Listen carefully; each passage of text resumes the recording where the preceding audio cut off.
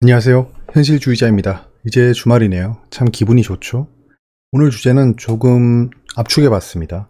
NC소프트에 대한 얘기를 좀 해볼 건데요. 좀 예정된 폭락으로 보여요. 약세장에는 개별 추세를 좀 봐야 됩니다. 시장 전체는 하락하고 있는데 올라가는 종목들은 있다는 겁니다. 결국엔 여기서는 기술적 분석만이 대응하는 방법이라는 거죠. 왜냐? 악재 호재가 지금 거의 변동이 없는 상태입니다. 그러면 사람들이 수급에 따라 움직인다는 거예요. 단기적으로 그렇습니다. 그리고 HMM에 대해서 반등 기회가 올지 저는 좀 고민해보고 있습니다.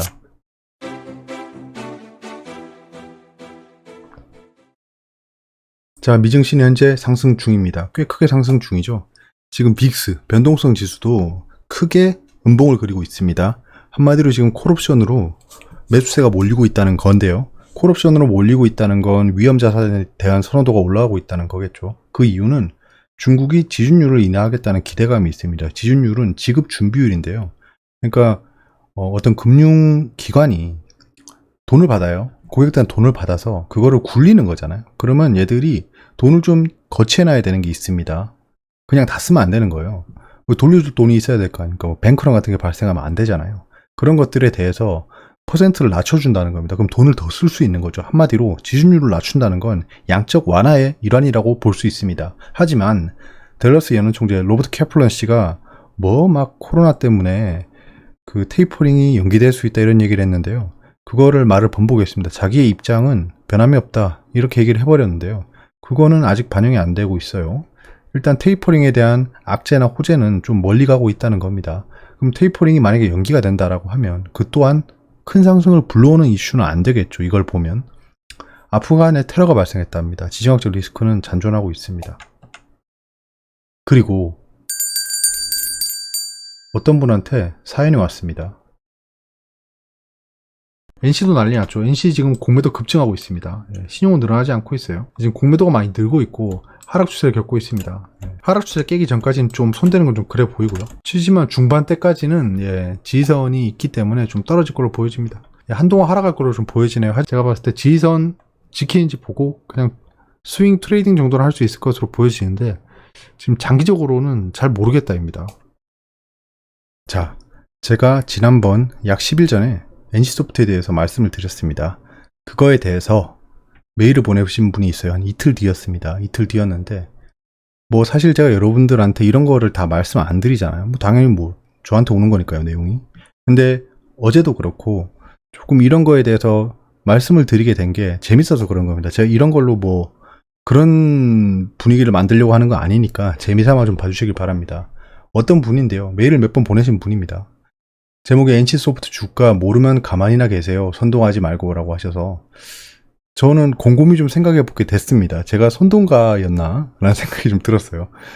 저는 뭐 저를 정의한다고 하면 뭐 주식 뭐 트레이더 이런 게 아니고요. 저는 투자 분석가라고 생각하고 그 기반으로 투자를 실제로 실행하고 있는 사람이라고 생각합니다. 자, 현실주의자 TV 님자를 붙이기도 아깝네요. 아까울 게 따로 있지. 님자는 공짜잖아요. 현실주의자는 NC소프트 회사는 가봤나요? 예, 뭐 사실 가봤습니다. 예, 판교에 있잖아요. 가봤습니다. 분당이죠. 판교지. 안 가본 건가? 예, 저번에 한번 가봤습니다. 약간 기업 투어 차원에서 한 가봤어요. 주가가 떨어진다고 아주 노래를 부르고 있던데 저 노래는 안 불렀습니다. 곧 신작 블레이드 소울 2도 나오고 기존 캐시카우인 리니지에 대한 수익성도 튼튼하고 이건 게임 산업에 대한 이해도도 없는 상태에서 그쪽이 맨날 자랑 안 했는데요. 기술적 추세, 공매도 어쩌고 내세운 결과입니다. 이게 무슨 말씀이신지는 잘 모르겠어요. 네. 세상 천지에 NC가 70만원대를 간다? 60만원대까지 떨어진다? 진짜 소설을 쓰고 자빠졌네요. 저 앉아있는데. 어제 8% 이상 급등한 거 보셨죠? 여기 말씀이십니다. 여기. 아래는 증권가 리포트입니다. 예, 뭐 NC소프트가 리니지 W 출시에 따른 해외 성장 잠재력 긍정적이라고 하셨는데요. 이런 말씀 하셨습니다. 뭐 지금 떨어졌으니까 한 번 더 메일을 주세요. 저한테 제 방송을 보고 계신 분인 것 같으니까 구독자는 아니신 것 같습니다. 예, 그렇겠죠. 설마요. 네.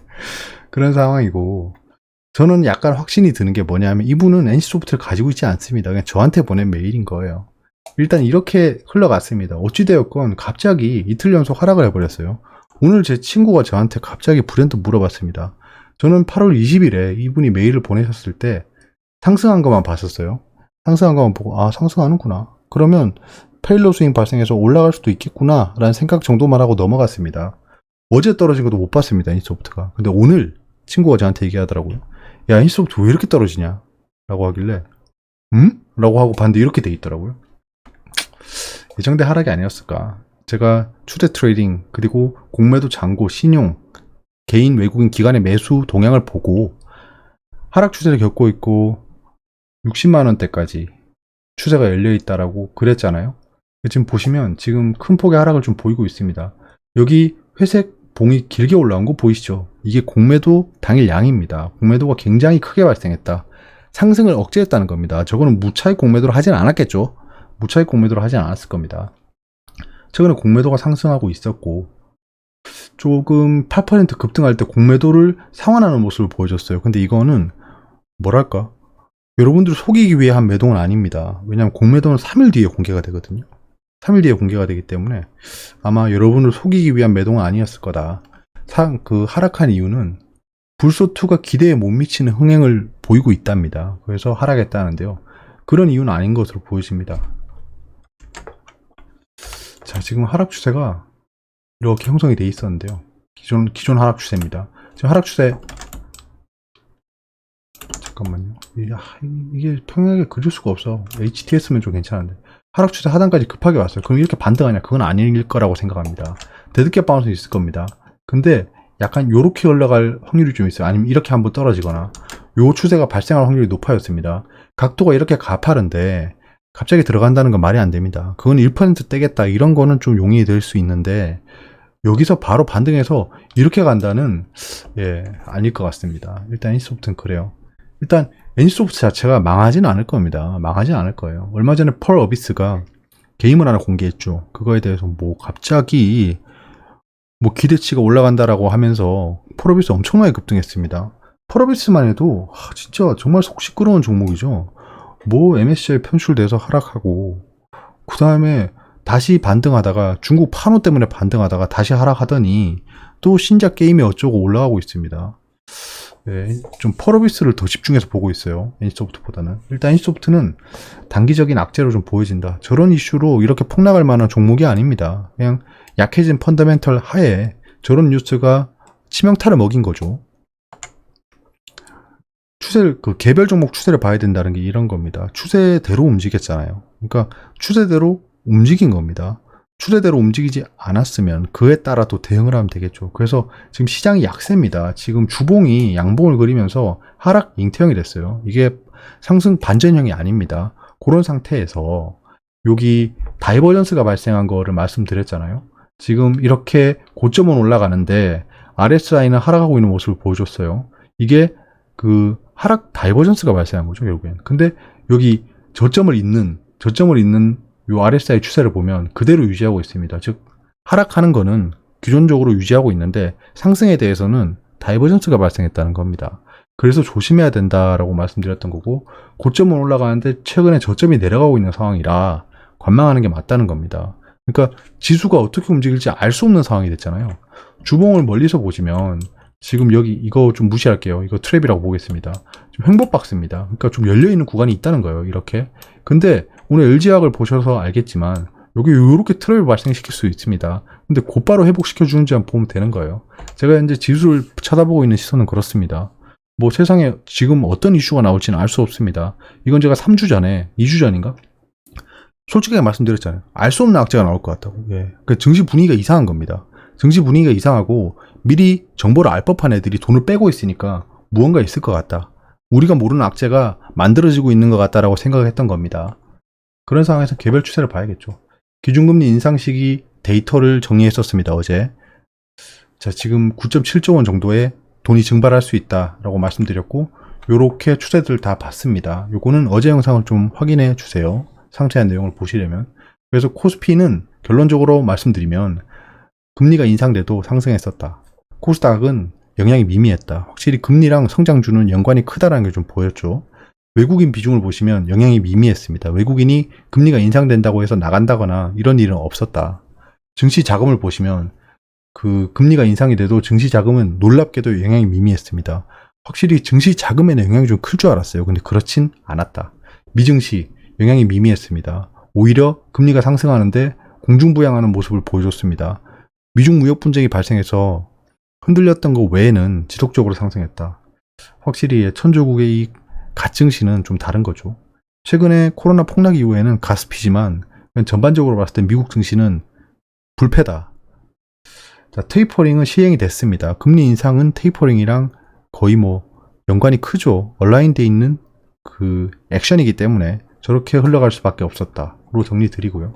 결론적으로 말씀드리면 금리 인상은 영향이 적었다. 증시에. 어찌됐든 금리 인상했으니 분위기는 안 좋을 것 같으니 좀 관망을 유지하는 게 좋을 것 같다. 지수의 흐름 자체는 일단 지표가 안 좋잖아요. 지표가 안 좋으면 프로그램적으로 매도가 많이 발생한다는 겁니다. 기계적으로 트레이딩하는 사람들이 많아진 이 상황에서 저거를 무시할 수는 없다라고 보여집니다. 결국엔 거래량을 좀 기다려야 된다라는 거고요. 경계는 극대화하고 있습니다. 여기서 상승하면 다시 뭐 인버스를 매수할 필요는 없겠죠. 상승할 때 조금 여기서 상승 추세로 바뀐다면 전고점을 뚫는지를 봐야겠죠. 최근에 HLB 차트 분위기는 좋습니다. 이게 공매도가 확 줄어들면서 확 올라갈 수도 있어요. 저런 말씀을 드렸었죠. HLB를 왜 투자했냐라고 여쭤보시는 분이 있어서 제가 그 10일 전에 기술적 추세나 매동을 봤을 때 그런 것 같았다라고 했는데 지금 이렇게 상승해 버렸습니다. 근데 여기서 재밌는 게 있어요. 이 음령들이 대차장고랑 공매도잖아요. 요 진한 파란색이 공매도로 보시면 됩니다. 잠깐 줄었어요. 잠깐 줄었는데 공매도가 드라마틱하게 상환이 된 게 아닙니다. 외국인의 매수가 굉장히 많이 잡혀서 공매도는 3일 뒤에 잡히잖아요. 그래서 보니까 공매도가 많이 줄었겠구나라고 생각했는데 그렇진 않았다는 겁니다. 이거는 좀 계산 밖이에요. 그러면 숏커버링이 아직 남아있다는 겁니다. 숏커버링에 대한 기대가. 그리고 상승 도지형 캔들을 그렸죠. 그거는 되게 상승과 하락, 매수와 매도가 엄청나게 싸웠는데 비겼다는 겁니다. 그럼 지금 상승이 크게 일어난 상황에서 하락이 좀 일어날 법도 한데 거기서 비겼다는 겁니다. 즉 상승하려는 힘이 더 강했다. 기본적으로 도지는 상승하려는 힘이 더 강했다라고 저는 판단합니다. 왜냐하면 저는 증시 자체는 중력의 법칙을 적용받아서 기본적으로 놔두면 떨어진다라고 보고 있습니다. 아무런 호재가 없으면 하락하는 추세를 그릴 수밖에 없다는 겁니다. 왜냐하면 호재가 있는 종목들이 널렸기 때문에 돈을 빼고 딴 데로 가겠죠, 사람들이. 특히 우리나라 증시는 사람들이 장기 투자를 하지 않는 평균치가 있지 않습니까? 지금 뭐 나노코박스 권리 이전 받은 HLB가 백신 주권을 강화한다는 기대감이 솔솔이다. 뭐 저런 거는 그냥 현재 추세에 그냥 불을 끼얹는 재료인 거죠. 자, HLB 단기 트레이딩 중입니다. 지금 도지 캔들 이후에 돌파할 때 매수로 들어갔고요. 현재는 수익권에서 보유하고 있는데 이 수익이 언제 날아갈지 모르기 때문에 HLB 같은 건 단기 트레이딩 정말 집중해서 보고 있습니다. 보시면 딱 상승 추세 그리다가 추세 깨지는 거 보이시죠? 네, 그럼 여기서 횡보다. 네, 횡보박스가 형성됐습니다. 여기서 이렇게 왔다 갔다 할 거예요. 최소. 이걸 깨고 내려가면 반발 매수세가 많이 들어올 겁니다. 자, LG화학에 대해서 이렇게 말씀드렸었는데요. 횡보박스를 그리고 있다. 그리고 횡보박스를 깼을 때 반발 매수세가 많이 들어올 거다라고 말씀드렸습니다. LG화학 추이를 보시면 지금 이게 종가 기준입니다. 여기 튼튼한 지지선이 있었죠. 요거를 깨고 내려가진 않았습니다. 종가 기준으로. 그래서 오늘 스탑로스를 안 했어요. 스탑로스를 안 하고 지켜봤습니다. 지금 리콜 이슈에 흔들렸다고 하고 있죠. 현재 LG화학이 당면하고 있는 이슈는 리콜입니다. 지금 꼭대기는 내려가고 있는 상황이고 저점은 받쳐주고 있는 상황입니다. 삼각 수렴을 하고 있죠. 횡보할 확률이 굉장히 높습니다. 여기서 드라마틱하게 올라갈 수도 있겠지만 여기서 좀 지리하게 하다가 단기적으로 들어온 미수 세력을 좀 떨쳐내고 상승하지 않을까 생각하고 있습니다. 그래서 LG화학 데드캣 바운스 매수 상태인데요. 오늘 77만원 깨고 내려갔습니다. 만약에 지금 반발 매수세로 인해서 밑꼬리를 달고 지지선을 지켜줬는데요. 이거 갭 하락에서 하락하면 그냥 손절하고 나올 겁니다. LG화학은 비중이 크기 때문에 그 손해를 크게 감내할 이유가 없습니다. 제가 일단은 손해권에서 보유 중이고요. 큰 손해권은 아닌데 손해권이죠. 일단은 77만원이나 라인을 지켜줬다는 게 의미를 좀 부여하고 있습니다. 종가 기준으로 그 지지선을 깨는지를 본 거예요. BDI는 상승하는데 관련 주는이라고 말씀드렸었죠. 펜오션이랑 HMM을 보고 있었습니다. 제가 더 긍정적으로 보고 있던 건 펜오션인데 일단 HMM에 대해서 좀 트레이딩을 시작했습니다. 왜냐하면 BDI가 좀 상승하고 있었는데 관련주는 지지부진하고 있는 상태였어요. 왜냐면 이때까지 이 관련주, 해상 운임 관련주들은 BDI랑 상해 운임 지수랑 풀리 커플링 돼 있었습니다. 자, HMM 주가 추이를 보시면 여기서 재밌는 게 있죠.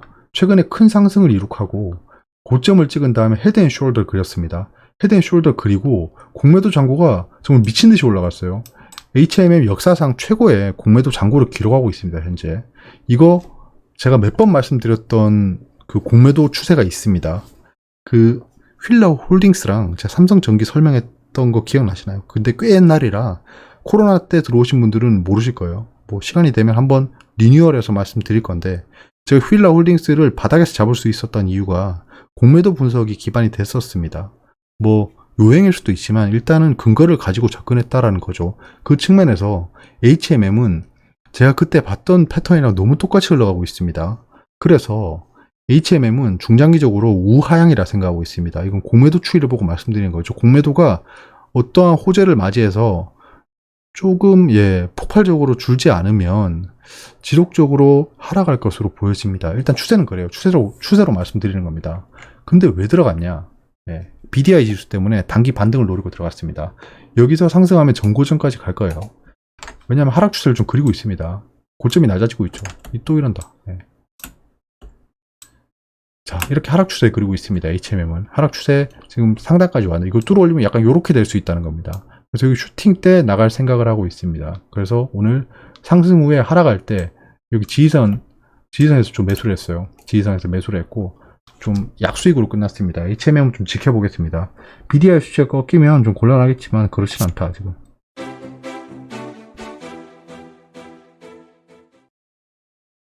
자, 미증시 상승 중이죠. S&P 500이랑 나스닥이 큰 폭으로 상승하고 S&P 500은 또 신고가를 기록했습니다.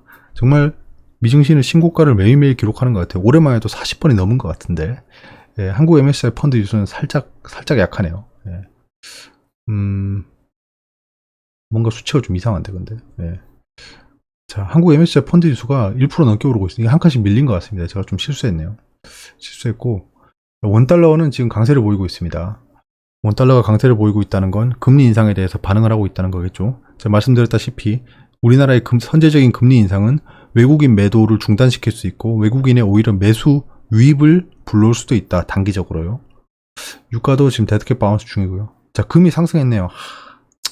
금 ETF 못 샀는데. 이 정도면 금 ETF면 한 2% 먹을 수 있었겠죠. 궁금한 게 있으면 댓글로 말씀해 주세요. 이제 주말입니다. 주말이 좀 바쁠 것 같습니다. 해야 될 게 있어가지고 숙제가 좀 있습니다. 바쁠 것 같고 아무튼 좋은 밤 보내시고요. 감사합니다.